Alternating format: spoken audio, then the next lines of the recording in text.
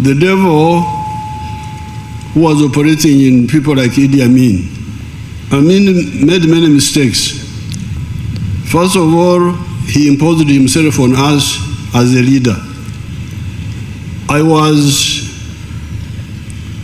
in the president's office that time as a research assistant, and Amin used to come and we would talk there outside the office when he would be coming from meeting Obote.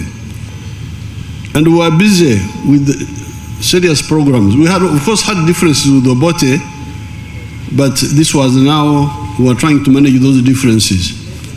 We were busy with East African integration and busy with the liberation of the whole of Africa. Because remember that time, many of these countries were still under colonial rule.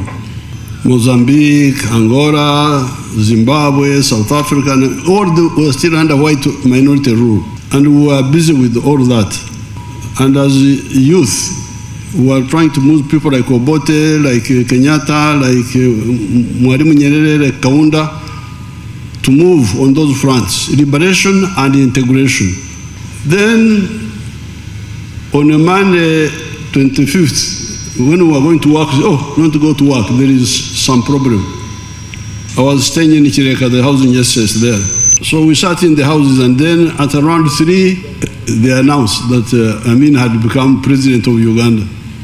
So I got in a car and went, we called our group of student leaders, and went to Bugorobi in the house of Yona Kanyomozi. And we said we are not going to accept Amin. You, Museven, you go, and we start the resistance against Amin. The following day, the 26th of January, I went to the bank, got money, and we left with 4 others on the 27th to enter Tanzania. So, Amin never ruled me. He ruled me only for a few hours of 25, and the whole of 26, that was the end. I was never ruled by Iddi Amin. So the first mistake of Amin is to impose himself on us. Who was Iddi Amin to impose himself on us? And the leaders should not impose themselves on the people. Both the Bible and the political strategy guides that persuading people is better than imposing yourself on them. In the Bible, it says, "Let your light so shine before men that they see your good deeds and praise your Father who is in heaven." Influence people, persuade people by doing good things which they see and appreciate. So all these leaders, even now, the ones who try to manipulate, to intimidate, you are really like Amin. Here, I have got good testimony here. In many elections, northern Uganda was not voting for us. I think at one time we were getting 12%. In 2011, it went up a bit. It was much better that time. But NRM continued working for northern Uganda, whether they voted for us or they didn't vote for us. So we brought electricity all the way from Lira up to here. Because when the NRM electricity was ending in Lira, whether the people voted for us or they didn't, no, you take the electricity. Schools, health centers, water. That's how we were able to eliminate guinea worm here in northern Uganda, because it was coming through water from swamps. Yo Maber. Good roads. Like this one here. So after some time, the Wanyankole say, I had told you that imagery where somebody threw dried meat at a dog, and the dog ran away thinking that it is a stone. But later on it discovered, no, it's not a stone, it is a meat. So after many years, people in the north said, Yoweri Museveni Maber. NRM Maber, Apoyo Rock, May Northern Uganda for Queer Maber this time. Thank you so much. And this was through persuasion, not through imposition.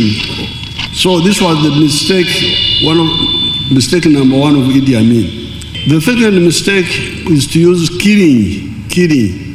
We have fought many wars, as you know, but we despise killing of people, assassinations.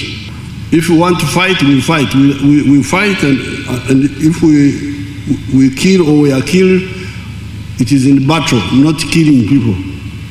I have told you some time ago, I have mentioned that one time some of our fighters wanted to assassinate Oito Jok in Nairo Mansion, because they were saying, they were even calling it Operation Chichwa, that if you kill Oito Jok, you will have beheaded UPC.